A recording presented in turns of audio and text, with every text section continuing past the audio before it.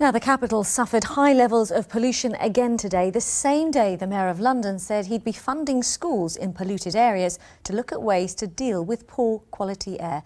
But one of his major schemes to tackle toxic air has today been criticised by his political opponents. Here's our environment correspondent, Tom Edwards.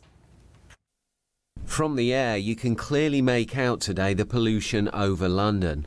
On the ground, this school in Southwark is right next to a busy road. Many pupils have asthma, and here they want action to clean up London's air.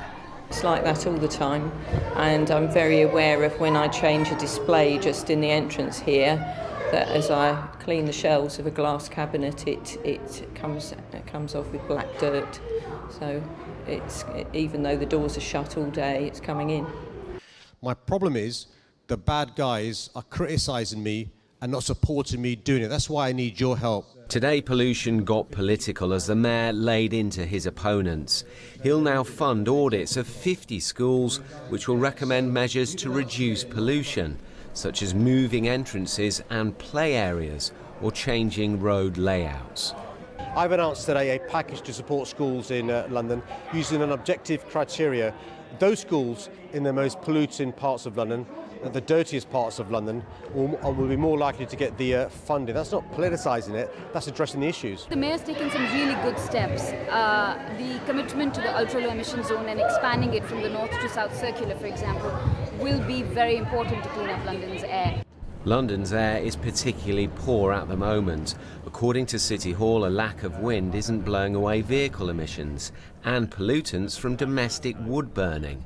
Now the Tories on the Assembly have criticised the Mayor's flagship policy, an expanded ultra-low emission zone within the north and south circulars, where more polluting vehicles will have to pay to enter.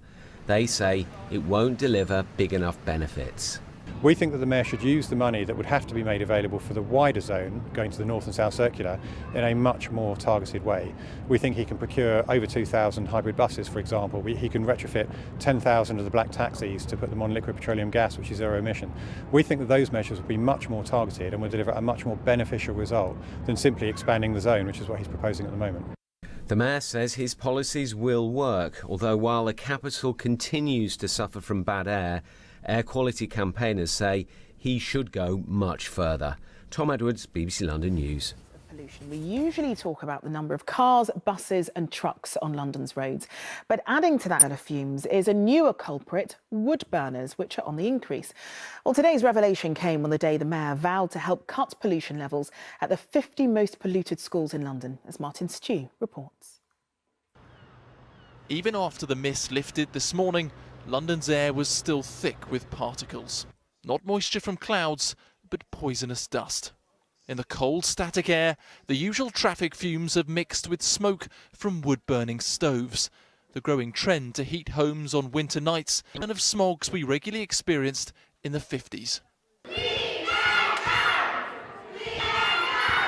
As we entered a second day of very high pollution, children at City Hall handed the Mayor a letter from 100 head teachers asking him to protect our young from breathing air so toxic it can stunt lung development. We've learned that pollution is not good for our country. We learned that we should not drive diesel cars. I think the air pollution puts more pressure on our doctors and nurses. The Mayor is on the charm offensive. So I'm what I call the good guy. To persuade us all that he has the solutions. But I need your help. On a big scale, that will involve charging motorists who drive dirtier vehicles and paying to make buses greener. Today's announcement was an audit of schools to see what small changes could make a big difference. We need to work with local councils, with governors and with schools to improve the environment around schools, from planting trees to having more pedestrian areas, encourage more children and teachers and staff to walk to school. Leo had lots of breathing problems last year. The fact that he grew up near the A10 could have meant that his lungs haven't developed properly. Lucy Harbour has been campaigning for improvements outside her son's school in Stoke Newington. And when the buses are braking and then running their engines at the bus stop and then pulling away, they're creating a lot of pollution. And that pollution is happening right next to our school playground.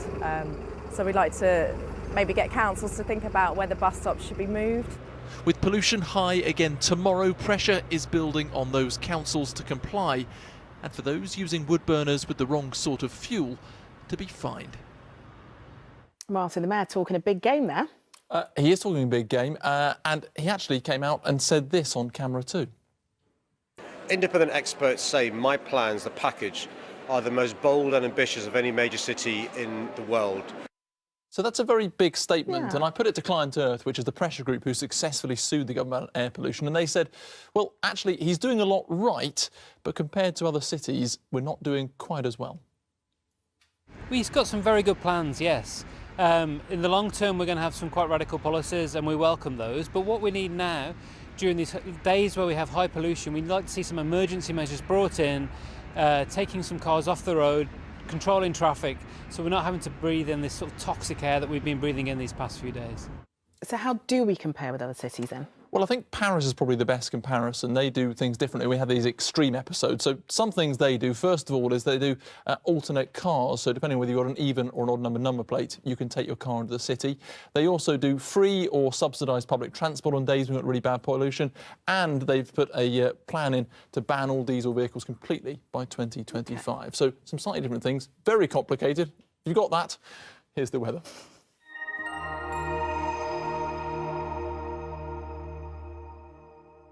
So, mist and fog rolling back in again tonight. In fact, there's a fog warning in place and an ice warning as well overnight to add to that pollution warning we've got at the moment for the toxic air. Weather-wise, well, misty morning still to come, staying largely dry and pretty cold as well. There is some slightly milder air for the rest of the UK, but for us in London, we hold on to the cool air. The good news is, if I pause on Thursday, we see the wind starting to pick up, and what that does, it'll stir the air up, and so as a result, we'll start to see some slightly fresher air and lower levels of pollution for all of us, which will be a very welcome change indeed. Now, out there tonight, it is going to be pretty cold again.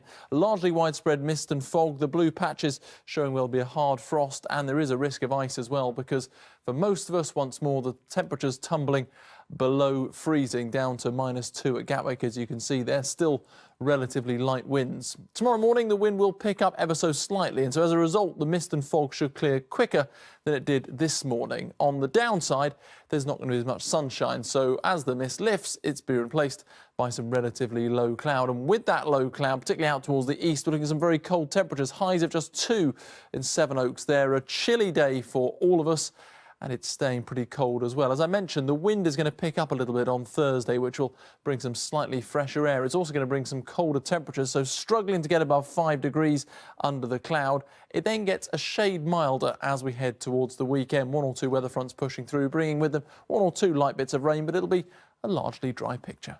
Goodbye.